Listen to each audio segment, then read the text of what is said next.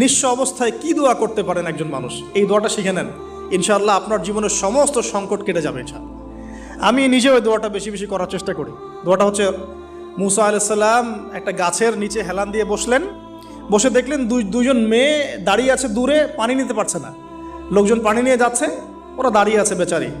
মুসা আলাইহিস সালাম গিয়ে বললেন, কি সমস্যা আপনাদের? এটা নিয়ে আপনারা আবার মেয়েদের সাথে কথা বলার চেষ্টা করেন না, ঠিক আছে? তো মাহারাম গায়রা মাহারাম মেনে চলে। তারা বললেন যে আমাদের বাবা অনেক বৃদ্ধ মানুষ, আমরা পানি নিতে পারি না যতক্ষণ না আমাদের কম পানি নিয়ে চলে যায়।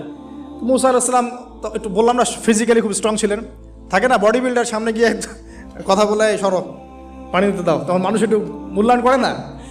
তো মুসা আলাইহিস সালাম এভাবে পানি নিয়ে দিলেন এবং বাছুরদেরকে পানি পান করালেন, করিয়ে গাছের নিচে এসে বসে আছেন। বসে বসে তিনি দোয়া করছেন, এই যে দোয়াটা তিনি দোয়া করছেন, রব্বি, একটা নেক কাজ করলেন, নেক কাজ করলেন না, মানুষের উপকার করলেন, নেক কাজ করে এসে গাছের নিচে বসে দোয়া করছেন।